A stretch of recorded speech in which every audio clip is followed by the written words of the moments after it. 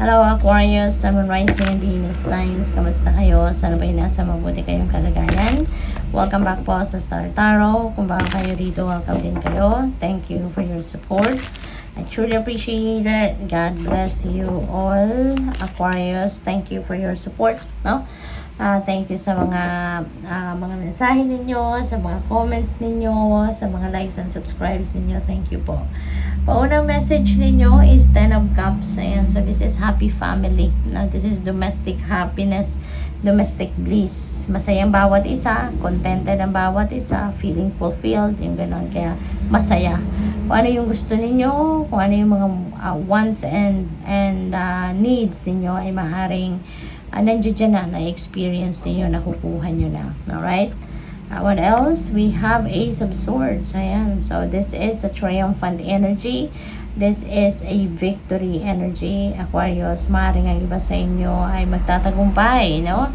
Sa kung anumang bagay. Baka meron kayong problemang kinakaharap and mapagtatagumpayan ninyo yan. You will be receiving new insights, inspiration, mga ganon. At from the divine, ano, at yan ang magiging ninyo, susi ninyo para magkaroon kayo ng kalinawan sa inyong isipan, and you would be able to know or to figure out kung paano ninyo haharapin ang hamon ng buhay na to, at ang maganda dyan, pagtatagumpayan ninyo.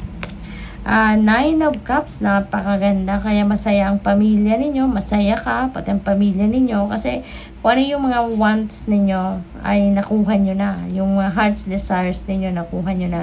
Kasi tingnan mo nga, ito siya, nakatuwan-tuwa siya, sitting pretty siya, kasi ini-enjoy niya yung mga heart's desires niya. Yan ang mga cups, diba? Wish fulfillment ito, Aquarius. Makukuha mo na kung anong mga wishes ninyo, makukuha mo na kung ano yung mga minimithi ninyo sa buhay, no? Kaya magiging masayang-masaya kayo. We have 7 of Swords. Ito, warning ito sa inyo. Mag-iingat kayo kasi dahil siguro sa kasiyahan ninyo, mararamdaman, nakikita yan ng mga tao, at ito, may mga tao din na nagbabalak din na lukuhin ka, mag-take advantage sa'yo.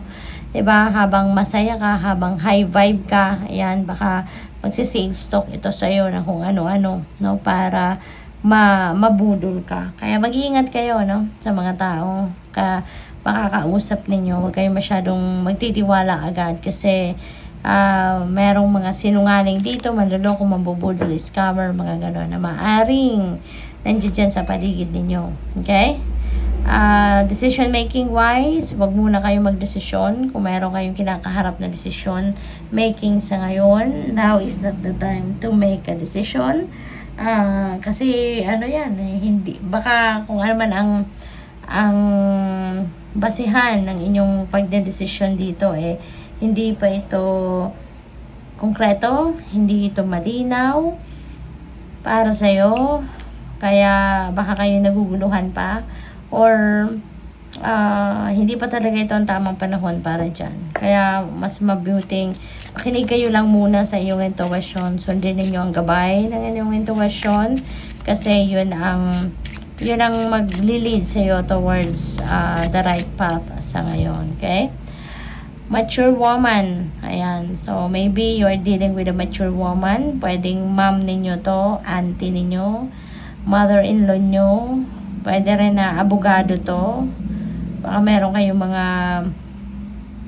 dealings with the legal system sa ngayon. Kaya nagkukonsulta kayo sa abogado. Pwede rin na manager ninyo to. You know, so depende sa inyong sitwasyon.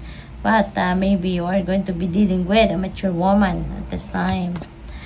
House. Ayan, so pwedeng mama ninyo to, no? Baka mama ninyo or lola, no? Baka ayan, kapamilya ninyo ito. So yun na napipick up ko dyan for some of you. Pwede rin na boss ninyo to talaga, no? Kasi baka nasa realty business kayo, baka it's either negosyo ninyo yan, nasa realty business, or baka nagtatrabaho kayo dyan, no? Related kayo sa realty. Maaaring ganun ang ganap dyan. Pwede rin ang iba sa inyo rito, baka kayo ay nagagawa ng mga mga renovation sa bahay ninyo. Baka kayo ay nag-acquire ng bagong bahay at nire-renovate ninyo, maaaring gano'n, no? Baka nagbabuy and sell kayo ng bahay. Pwede rin na yung bahay ninyo ngayon, or baka may binibenta kayong bahay, no? May binibenta kayong bahay or meron din kayong binibiling bahay. So, probably gano'n. Privileged lady, yan. Marami kayong pera, no? Maraming perang paparating. Kasi si privileged lady, this is abundance and prosperity energy. So, meron dadating at dadating dito na opportunity, pangkaperahan sa inyo na ito yung magdadala talaga sa iyo ng pera. Ito yung magdadala sa inyo ng financial comfort, no? Sa ngayon. Kaya napakaswerte ninyo sa ngayon at meron dadating, no? Nakaperahang aspeto ninyo. Child, no, this is new beginning. Kaya meron kayong sisimulang bagong chapter sa buhay ninyo. Yung mga biyayang ito na makukuha ninyo, no, sa Nine of Cups, magsisimula kayo dyan ng bagong yugto, no, sa kung ano man ang mga bagay na yan na nakamit ninyo. You're going to start something fresh in that area. Pwede rin na ang iba sa inyo manganganak, or baka ang person ninyo manganganak, or pwede rin naman na ibang tao, no, na siguro someone you love, no, someone na baka kapamilya ninyo or close friend ninyo, pwedeng ganon. So, basta yung nasa circle ninyo, no. Oh wow, great fortune. Swerte ninyo sa ngayon, Aquarius. Diba? Bonggang swerte ito. Hindi lang ito basta-bastang good fortune, but this is great fortune. So, pwedeng ang swerte ito sa pera, swerte sa pamilya, sa kaibigan, diba?